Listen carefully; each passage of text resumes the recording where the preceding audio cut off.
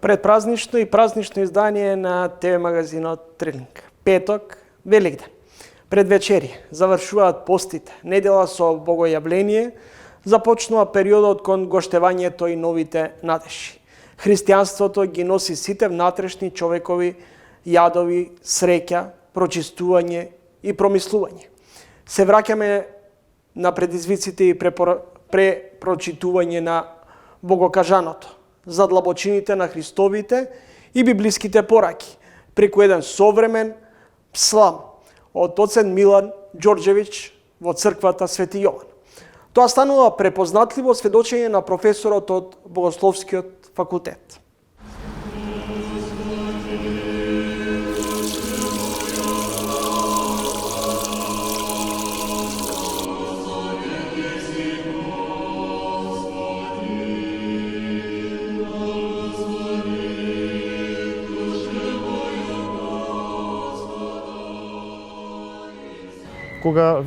Кога кажувате оган, мислите на свеќите. Предпоставам дека тоа е првата асоциација која што ја имате, свеќите кои што се палат во црквата, кои што представуваат бескрвна жртва, која што ни го осветлува патот на аскетскиот живот во нашиот подвиг. Од друга страна, јајцето представува символ на новиот живот, на животот кој што се раѓа и на животот кој што воскреснува. Токму заради тоа поврзаноста меѓу јајцето и празникот на воскресението Христово.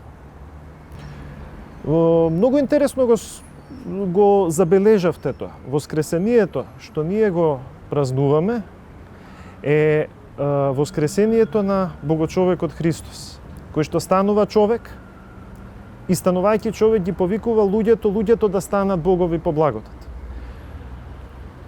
Неговата смрт и неговото воскресение потоа се изобразуваат во текот на целиот христијански живот, почнувајќи од светата тајна на крштението.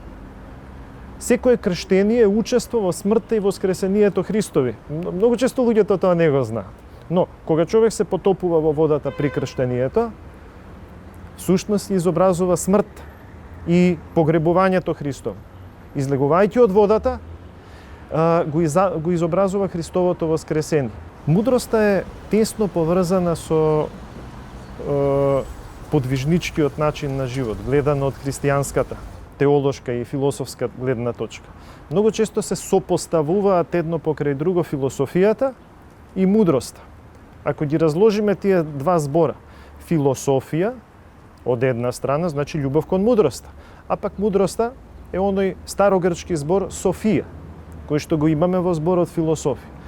Философијата е нешто што не води кон мудрост, а мудроста е начин на живот. Мудроста е не просто начин на философствување и разумно осознавање и осмислување на нештата, туку умствено, тоа е веќе едно друго ниво на спознание на вистината, на стварноста и на живењето. Тоа е она што ни го нуди христијанскиот подвиг, она што ни го нуди христијанскиот литургиски живот и она што ни го нуди во една општа човечка смисла искуството. Ние можеме спокојот да го разбереме во различни контексти, со различни значења. Многу често популарните начини на психологизирање денес ни зборуваат за спокојот како нешто што треба да го имаме, внатрешниот мир и така натаму. Многу често тоа е некаков инстант спокој што ние ќе го стекнеме преку некаква техника, дали на дишење, дали на едно, дали на друго. Во христијанството спокојот е поврзан со една многу подлабока смисла и со еден многу важен збор, а тоа е мирот. Да имате мир, значи не едноставно да се чувствувате смирено и спокојно. Тоа значи да бидете во мир со останатите. Ако се сетиме на двете големи заповеди за љубовта, кои што ни ги дава Христос, тоа е заповедта за љубовта кон Бога и за љубовта кон ближните.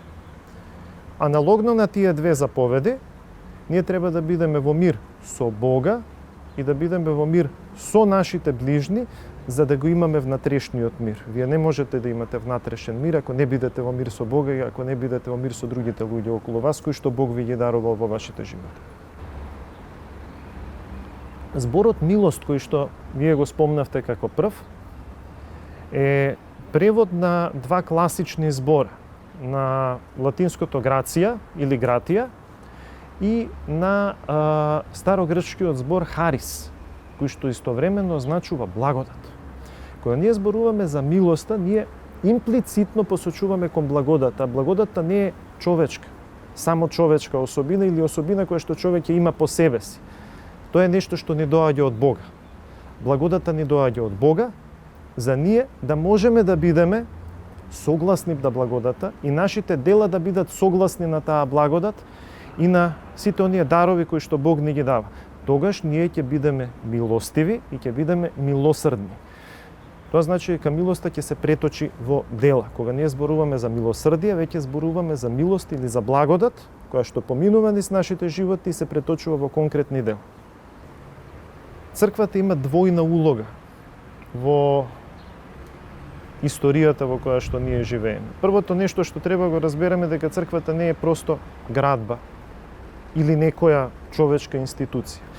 Примарното, основното значење на зборот црква, тоа е заедницата на верните, возглавена од Христа. Заради тоа во Новиот Завет уште се користи за црквата еден израз, а тоа е телото Христово. Тоа тело Христово, тој богочовечки организам, како што многу учители и оци на црквата ќе ја именуваат, постои во времето и постои во просторот во кој што ние живееме. И улогата на црквата, така разбрана во просторот и во времето, е двојна. Двојна е во смисла дека таа постои во овој свет, но таа истовремено не е од овој свет, не потекнува. Својот идентитет не го црпи од светот во кој што живее. Што значи тоа? Тоа значи дека таа треба да е во постојан диалог со светот, со времето во кое што живее. Истовремено, таа никогаш нема да се идентификува целосно со времето, со тенденциите, со тековите, со модите на различните времења. Дали ова сега, дали тоа пред 100 или тоа пред 1000 или 2000 години. Таа секогаш ќе биде тука за да го преобрази времето.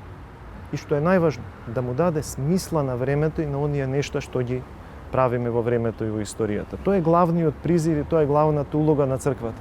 Заради тоа што црквата не е тука едноставно за да биде некаков символ, да има некакво чисто символичко присуство. Туку е тука да преобрази се што Бог ни дал како создание, а времето е едно од созданијата Божи. Веројатно сите заедно. Се уште се немаме договорено, но најверојатно ќе бидеме сите заедно.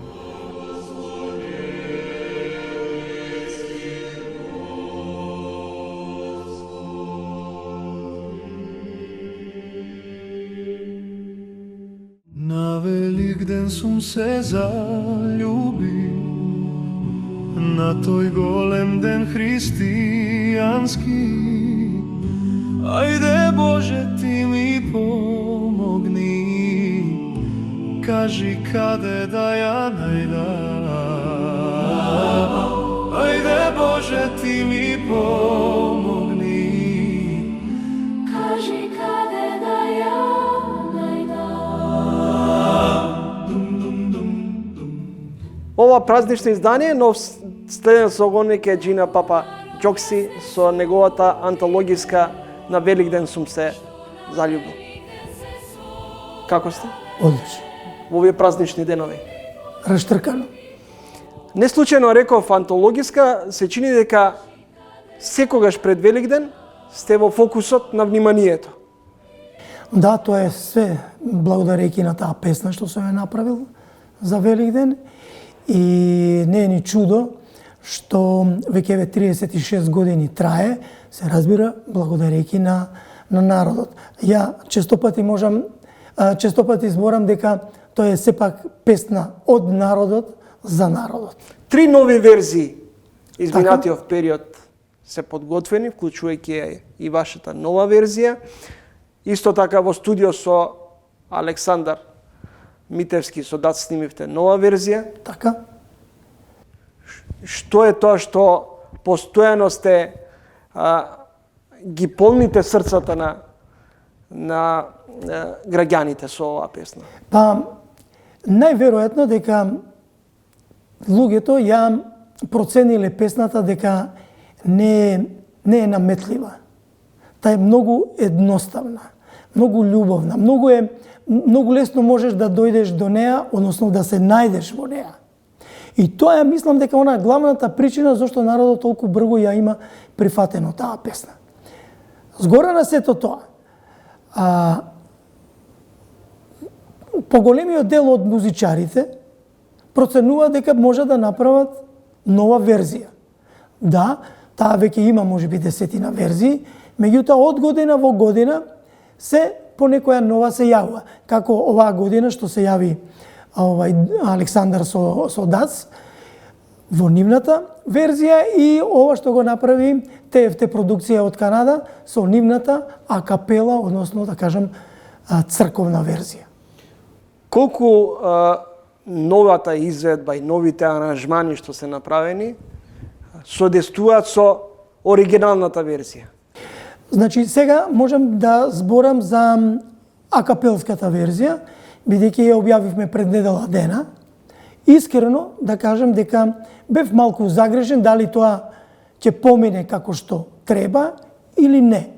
Меѓутоа, самите реакции на слушателите, на гледачите, предизвика многу голем број позитивни коментари, што на некој начин пак песната е допрена до народот, онака како што таа мисли дека треба да биде.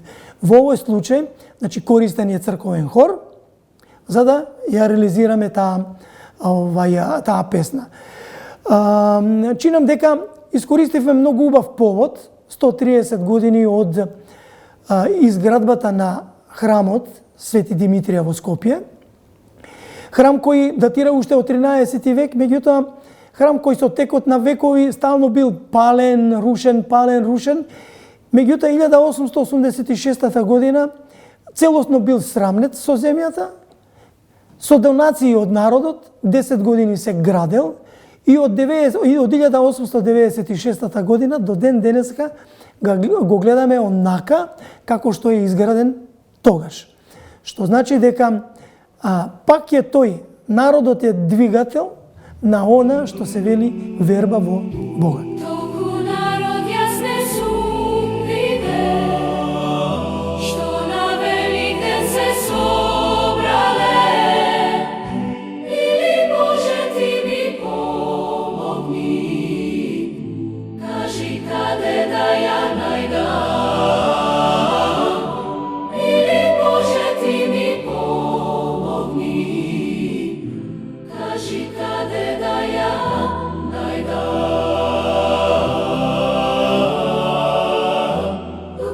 На Великден сум се заљубил, се чини како да стана празнична химна. Па, ако веќе 36 години обстојува во текот на тие великденски празници, значи може да се каже дека е тоа празнична, не званична црковна, меѓутоа народна празнична химна, верзија. Дали сега е време за изработка на нови транскрипции, за да се запази оној модерен стил да се биде во текст со времето? Па нешто тоа во тој стил има направено Александар. Александар таа верзија ја направи, ние денеска контактиравме и кажавме дека, освари дојдовме до сознание дека сепак тоа што го има направено е еден вид клубска свирка. Значи, сега може комотно и по клубовите да се пушта таа песна. Се зошто е таа верзија и зошто се претходните верзии. Значи, јас имам една верзија која е снимена за за продукцијата на македонската радио телевизија. И што се случува? Се случува да оригиналната верзија која им ја имам дадено, ја имат или избришано или загубено. Ова верзија што ја слушаме као моја, нели, многу ми навелат од твојата верзија нема подобра, кој ќе ти го чуеме гласот, меѓутоа таа верзија веќе е снимната од обична касета. Ги нема сите оние како да кажам, бои, ја нема она длабочина на песната која сега модерниот ритам ја држи секоја песна. Затоа на некоја рака и сум поборник на тоа што повеќе да ја најдат, да ја обработат песната, бидејќи, внимавајте, секој автор има свое гледање на таа песна. Јас немам ништо против тоа. Секој знае на кој начин како да ја преработи. Секој во свој стил си ја преработува. И тоа е окей, и тоа држи. Така и Александар направи една прекрасна клубска верзија, што мислам дека исто и таа има да се слуша, да се врти.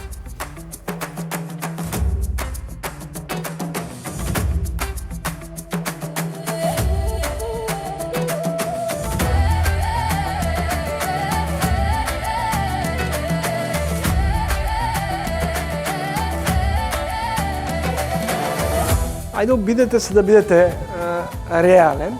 Кој од трите нови клубски верзии најмногу содействува со оригиналната верзија?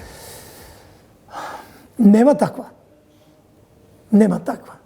Затоа што и ако одвојам некоја, можеби некој ќе се наљути од авторите. Зошто? Затоа што секоја песна пак си трпи одредени фалби и одредени критики. Затоа одговорност си сносат авторите на аранжманите, односно изведувачите. Најдолгата, не најдолгата, туку најдолго трае верзијата на Радио Бубамара со Ламбе и со една посебна строфа од Огнен Неделковски, која е додадена на моите 3 строфи. Таа верзија од текст, јас ја имам земено и преработено во хорска изведба. Истата таа верзија на текст и Александар ја има земено и направено клубска верзија. Што значи? Не би можел да одвојам некој да кажам дека таа и таа верзија е нај. Сите се нај. Меѓутоа, од страна на слушател, на гледач, тие се меродавни кои ќе кажат дали е тоа така или не е така. Во овој момент, оваа хорскава верзија предизвикува голема радозналост и внимание, затоа што гледам за 3 дена помина негде околу 6000 прегледи, што ми вела дека за наши услови тоа било супер. Джина Папаџокси, што за вас представува Великден? Великден, нема да зборам од духовна гледна точка, затоа што тоа се подразбира, тоа секој го знае. Мислам да не се повтори. Добро. Меѓутоа, мене најчесто Великденот ме врзува со мојата баба Уранија. Бидејќи, внимавајте, оние години во времето на СФРЈ, црквата немаше никакво централно значење. И сите беа, како да кажам, сите беа комунисти. Или ако не, грото барем. Моите беа.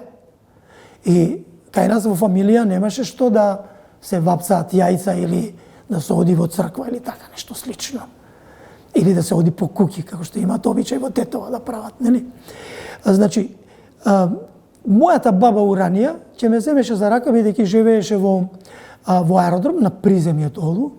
Ние преку прозор бегавме за да идеме мисля че дека Архангел се викаше црквата во автокоманда.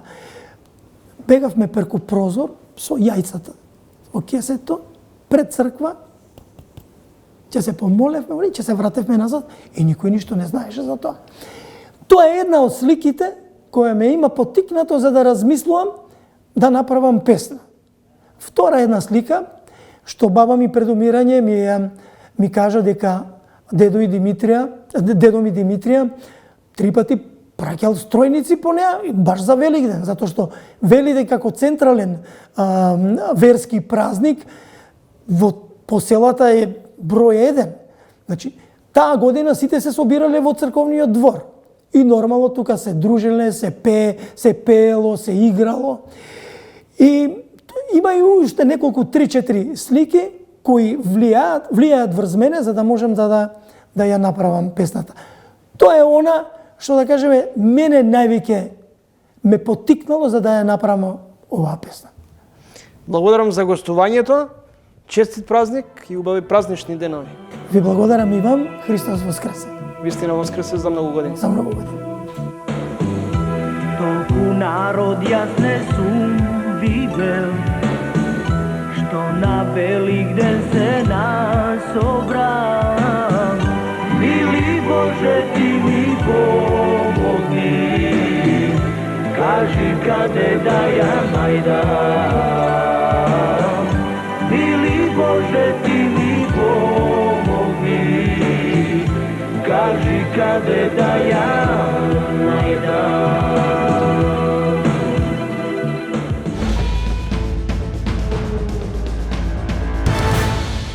Колку може да најдете некаква символика во вашата книга со оние празнични пораки кои најчесто доминираат за време на Великден? Да, морам да признам дека не сум погледнала така и благодарам ја на оваа интерпретација. Може многу да биде во функција на романот затоа што преродбата, значи символиката која што ја спомнавте убаво, би била природбата не само лична која што се случува нели на рамниште на ликот, на главниот лик, на ликовите во романот, туку и на колективната природба, на природбата на нашето општество која што мора да ни биде мотив на сите за понатаму.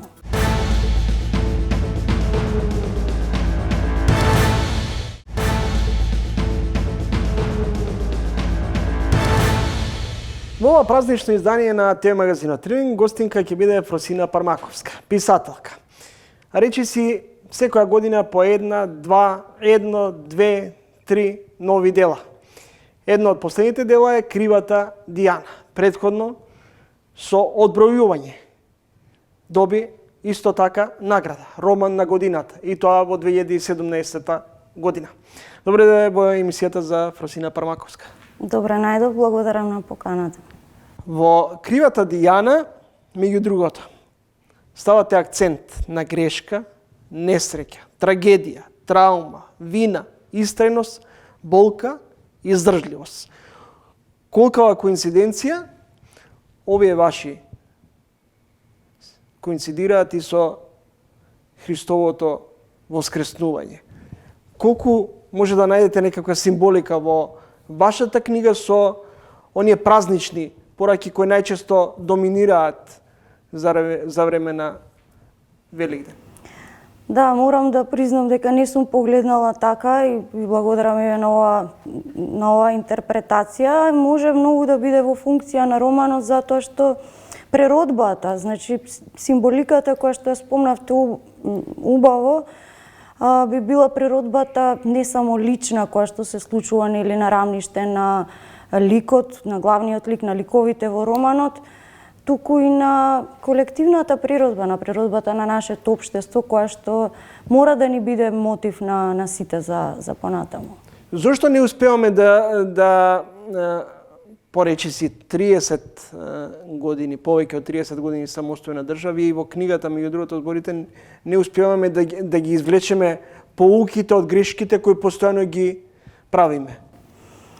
Да, тоа е многу прашање зошто и зошто нас и тоа на толку мало парче земја, во толкава магнитуда ни се случуваат толку страшни работи. Не знам зошто се повторува, со тоа треба да се занимаваат повеќе науки, но ние како писатели, меѓу другото и наша должност да го опишеме тоа, да ја опишеме реалноста во која што живееме. Знаете, пред некој време читав во една колумна на Маркез кај што вели дека нивната реалност во Латинска Америка е толку извонредна, толку преполна со тие одстапки и исклучоци, што писателот не треба да измислува, просто треба што понизно и поверодостојно да ја опише. Буквално тоа и важи и за кај нас.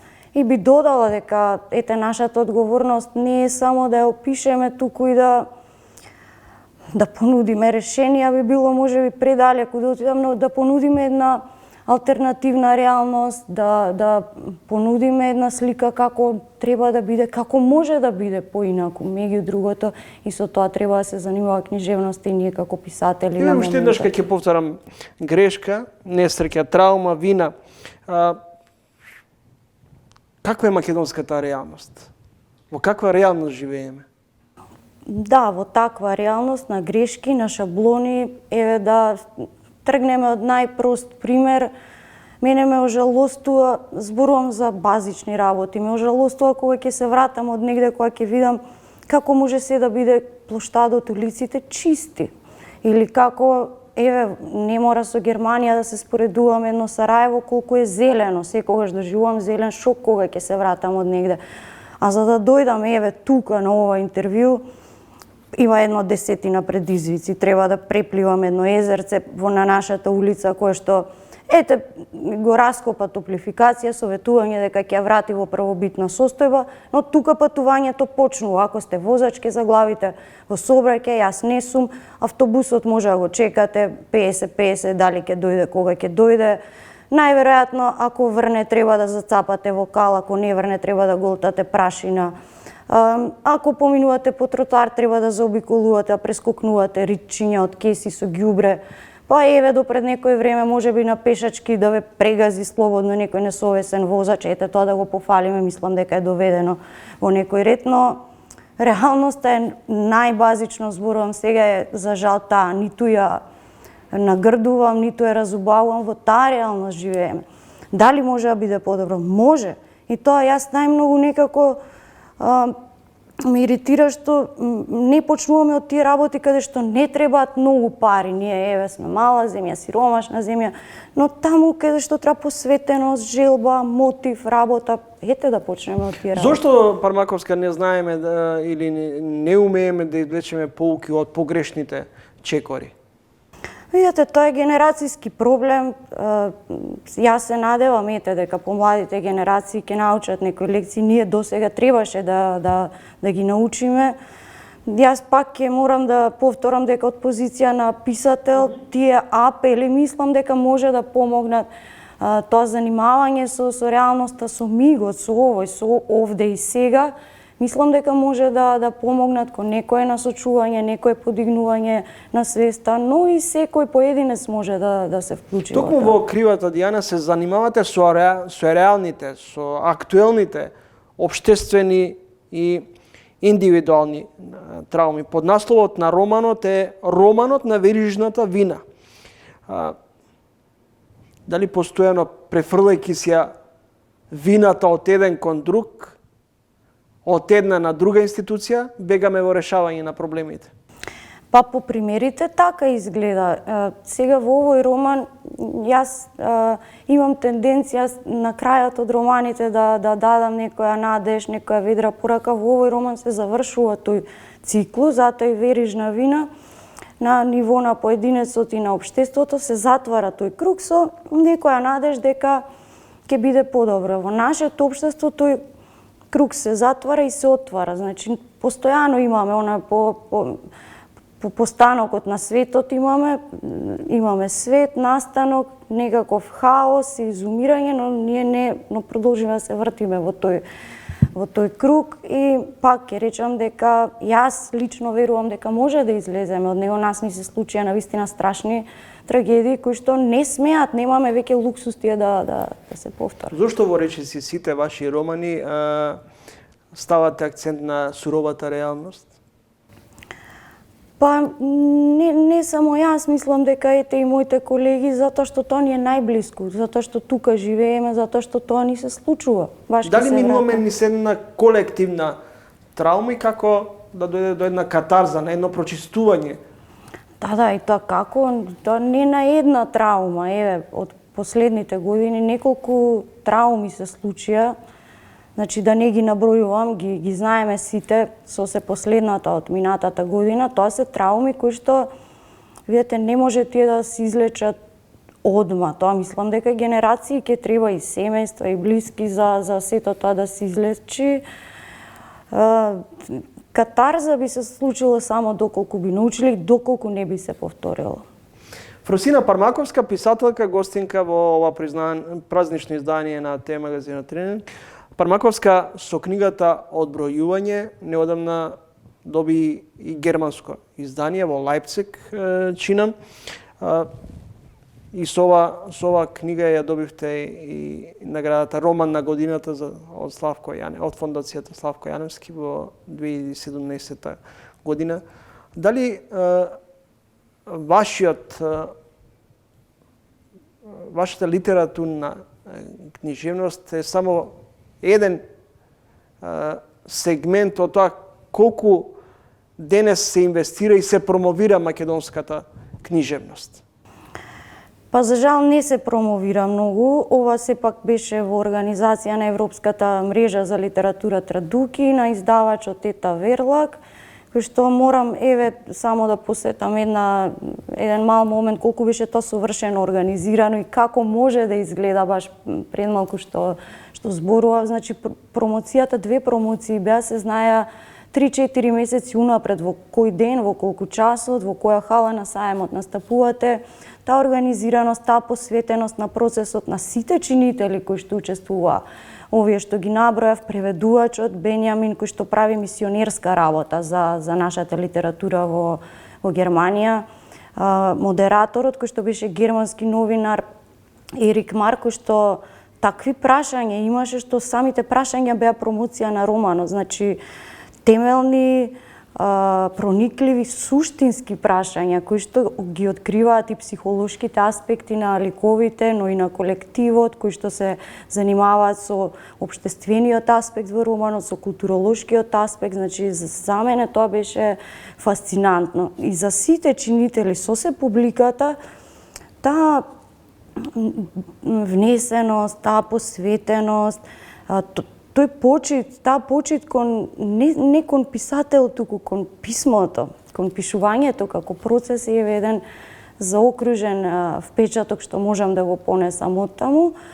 А во однос на промоцијата на нашата литература треба многу повеќе да се прави институционално, затоа што навистина имаме одлични книги и одлични автори. И штета што некои од нив навистина не се излезени, некои книги ќе останат просто на ова поднебие, а се третираат актуелни теми, може да бидат интересни не за Европа, за целиот свет.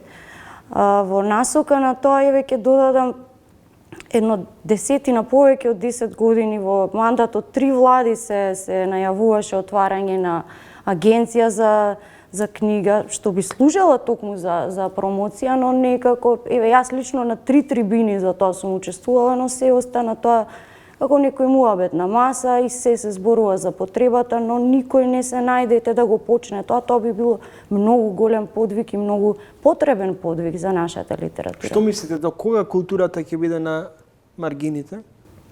Па јас литературата? Да, јас сум оптимист, така не сакам да гледам се црно на тоа. Мислам и дека не е на маргините, може би вака ако зборуваме од институционална смисла, но ние имаме читатели. Јас секогаш ги спомнувам, се заблагодарувам, додека имаме читатели тука и додека тие се интересираат за нашите книги, мислам дека сме на добар пат, дека може да се направи многу повеќе институционално за промоција на нашата литература, на културата, може и така.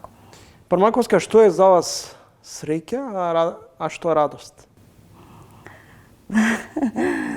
Па видете, тоа е едното и другото е лично чувство и етен мотив за живот. Без тоа мислам дека самиот живот би бил безсмислен.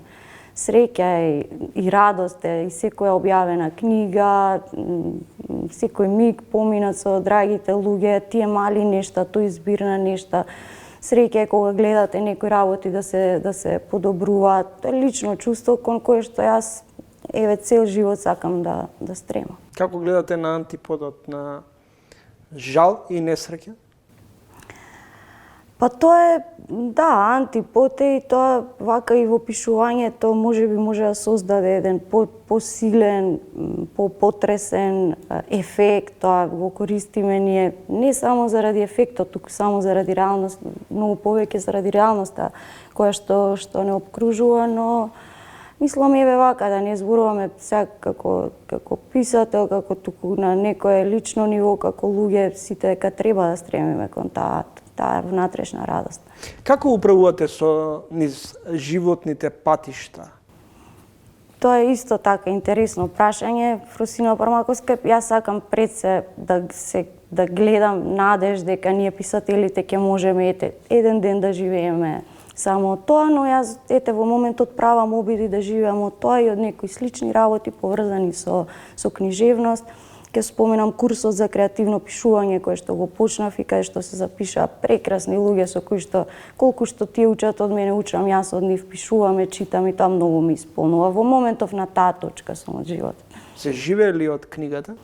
Само од пишување не, тоа не е никаква тајна, особено не вака мали литератури, мал пазар како нашиот, но и по тоа прашање јас сум оптимист дека нели со техничко-технолошкиот развој, глобализацијата, дека можеби ќе имаме и ние пристап кон целиот свет.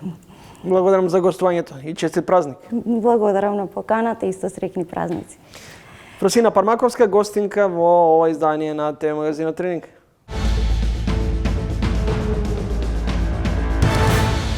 Во моментов многу млади сакаат и аутсорс да работат, односно да работат без да видат компјутерските, да речеме, работат за проекти.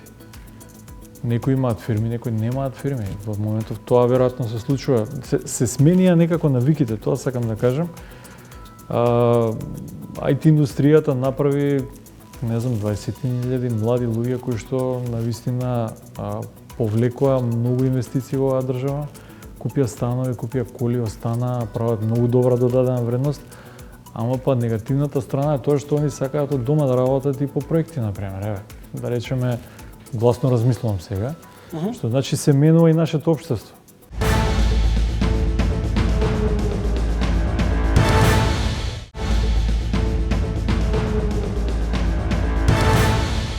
Тивка криза на пазарот на труд. Од една страна има недостаток на работници, од друга страна пак вработените бараат зголемување на платите. Кои професии се најплатени? Каде има недостаток на работна сила пред се? Гостин во ова издание на Тренинг Дарко Велков од вработување HR Solution. Добре дојдовте во емисијата. Благодарам на поканата. Господине Велков, тивка криза на пазарот на труд. Од една страна имаме недостиг на работна сила, од друга страна луѓето, што веројатно е нормално, да бараат зголемување на платите. Што треба да предничи? Платата или продуктивноста?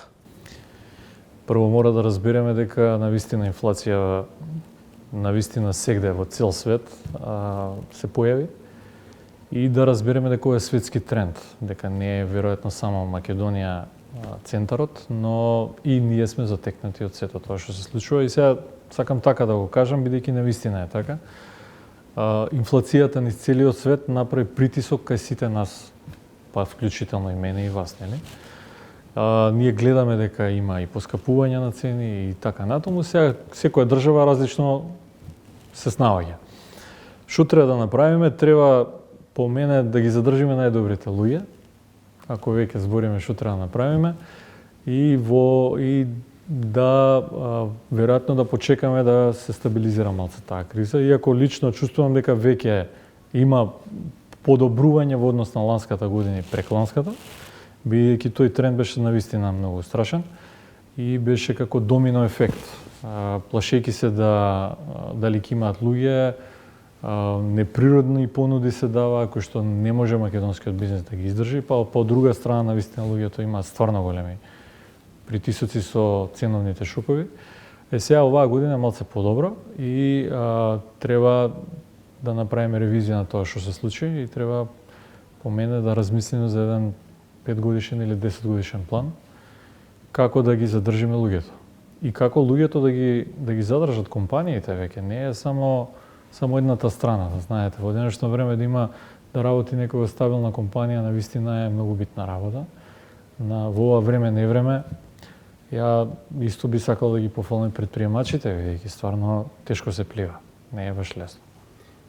Вие како го објаснувате феноменот? Од една страна се намалува невработеноста, ама се намалува и бројот на вработени. Нели ви е ова помалку парадоксално? Има повеќе фактори, не е само инфлацијата во случај, него може да е сезоналитет, може да е смена на генерации. Ова е нешто што навистина треба да се разгледува многу брзо.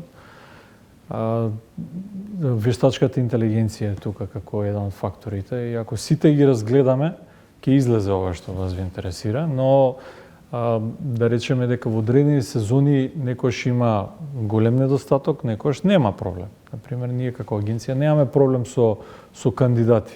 Еве да речеме, од наш аспект гледано, ние навистина немаме проблем со кандидати и секојаш имаме добар кандидат за некое работно место. Но генерално по мене мислам дека се менуваат самите индустрии ја менуваат и својата технологија. И од сите извештаи што доаѓаат, многу работни места ќе изгубат смислата на тоа што го имале до сега и треба да се појават нови компетенции. Сметате дали со промената на индустриите, со осовременувањето на технологијата, колку човечкиот капитал се прилагодува на новите вижења? Преспоро. Тоа е еден од факторите што сакав да го. Затоа и ги спомнавам овие работи, бидејќи не е секогаш само кризата не е од еден фактор, веруете ми. Значи во случајов знаеме дека вештачката интелигенција доаѓа и знаеме дека треба да направи негде околу 85 милиони работни места, да речеме, а 120 милиони треба да се изгубат. Еве, со самите фактори кои што доаѓаат. Ќе ви кажам еден пример. Порано имаше телеграф и телефонија, така? Денеска го нема тоа. Луѓето со тие компетенции би требало да се пренаменат во друга индустрија сосема. За жал, јас тука гледам многу фактори зашто сме ние малку неспремни и луѓето треба да имаат брзи, кратки курсови кои што ќе се преминат. Еве, дали знаете дека најголем дел од луѓето над 55 години воопшто немаат ни желба да бараат работа, а ги има на список. Например, и сега може да треба да се работи со нив, навистина треба да се убедат дека они се луѓе што изградиле држава, не знам како да кажам. Тие луѓе, све што гледаме околу нас, тие генерации направиле, гревот е да ги изгубиме. Не сваќате и мора да се работи со тие категории на луѓе, да добијат некакви компетенции кои што може да помогнат во денешните технологии. За жал, тука сме слаби. Новите генерации, например, скоро никој више знаеме не сака да работи тешка индустрија, така? Сите сакаат доколку може на лаптоп да биде и да биде канцелариска некаква работа. Но имаме ние и земјоделие, имаме и градежништво, имаме и рударство, имаме и сериозни гранки кои што мора да имаат нови генерации на луѓе. Значи, ние мора да се подмладуваме, а новите технологии си бараат тоа што си бараат. И затоа викам, тука имаме еден дисбаланс, да речеме. Еве, исто не знам дали знаете колку жени имат домакинки кои што се водат како нели на списокот, ама они немаат желба да работат, нели? Значи ние мора до негде тоа е прецизирано, да речеме, ама треба да работиме со тие категории на луѓе. Ги немаме на пазарот на труда, за жал. Податоците покажуваат дека се намало и населението кое е активно на пазарот на труд. Стапката на активно население во вториот квартал падна на 52,5. Дали ова е можеби некаков индикатор дека пред се младите не сакаат било каде и било што да работат? И за било колку? Јас ќе се оградам од бројки, бидејќи не доаѓаат од мојата фирма и не знам дали е веројатно тоа статистика, но лично еве како пример можам да кажам дека во моментов многу млади сакаат и аутсорс да работат, односно да работат без да бидат компјутерските, да речеме, работат за проекти. Некои имаат фирми, некои немаат фирми. Во моментов тоа веројатно се случува. Се сменија некако навиките, тоа сакам да кажам. IT индустријата направи, не знам, 20.000 млади луѓе кои што навистина повлекоа многу инвестиции во оваа држава, купија станови, купија коли, остана, прават многу добра додадена вредност, ама па негативната страна е тоа што они сакаат од дома да работат и по проекти, например. Еве, да речеме, гласно размислувам сега, Што значи се менува и нашето општество.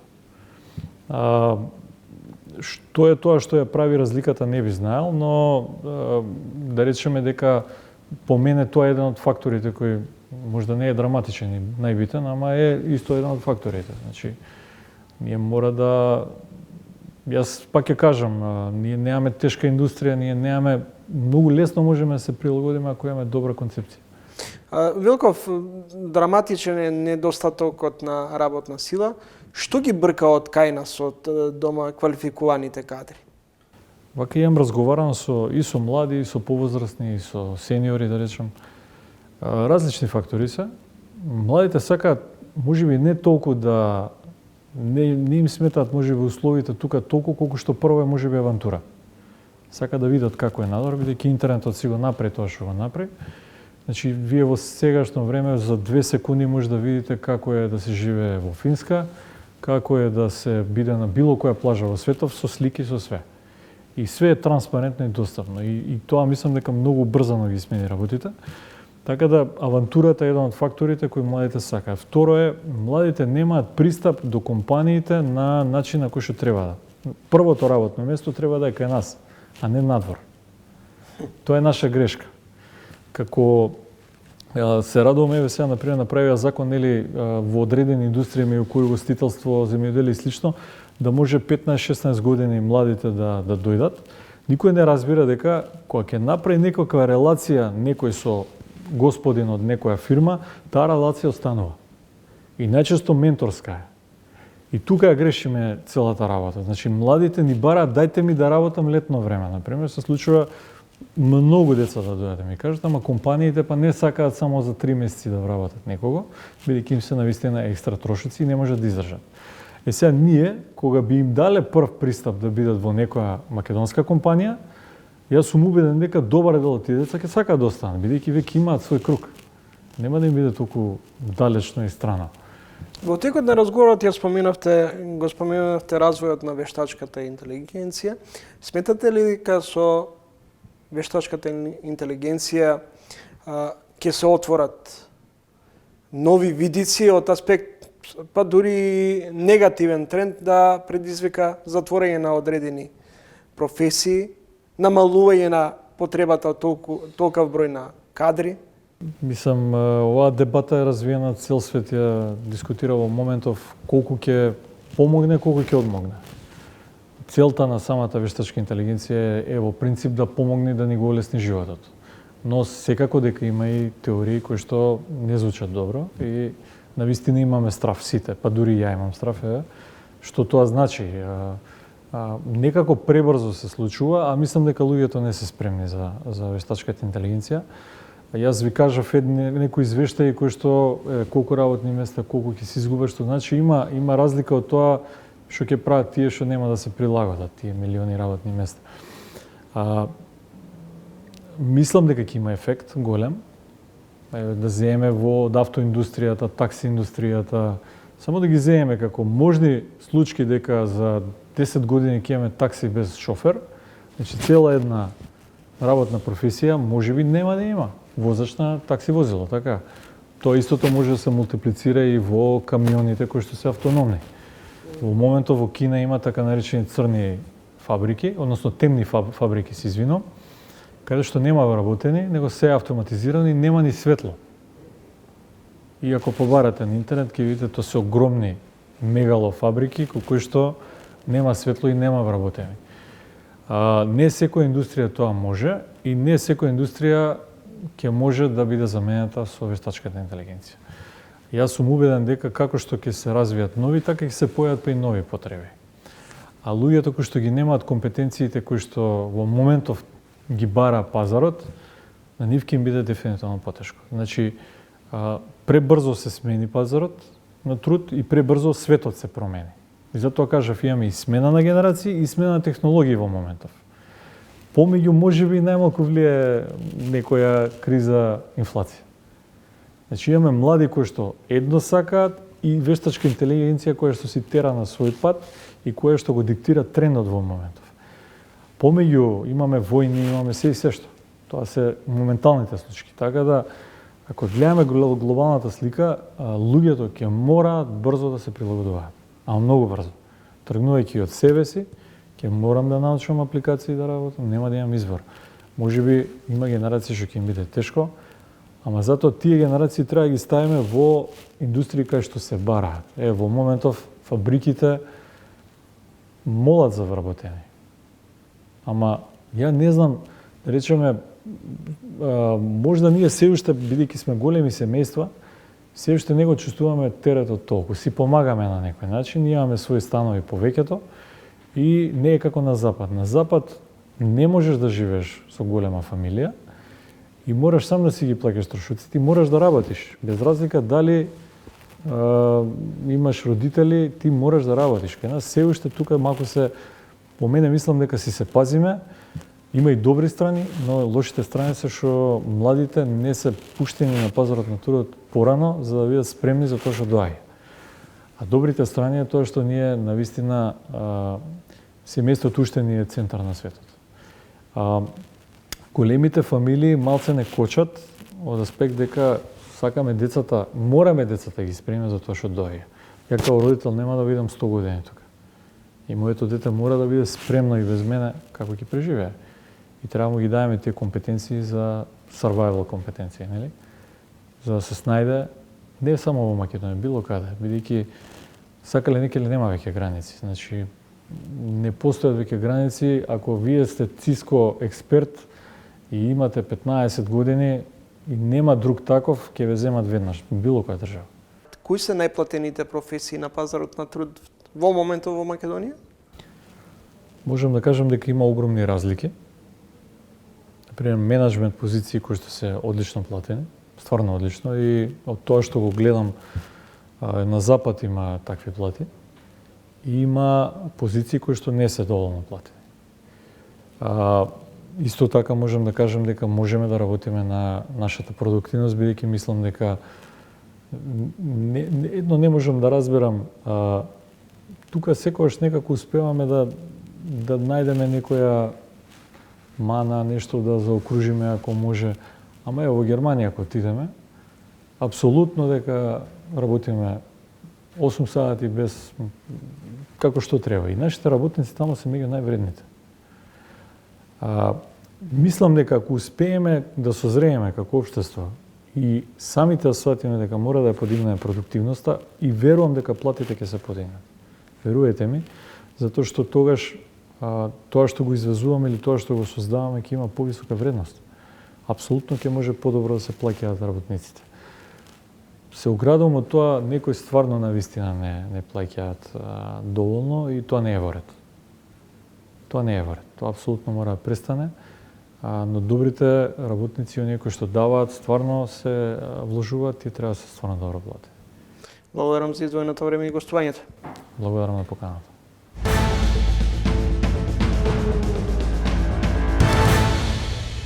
Убави великденски празници, честит нека е Великден, довидување до идниот петок во исто време. Во меѓувреме може да не читате на trilling.mk. За многу години.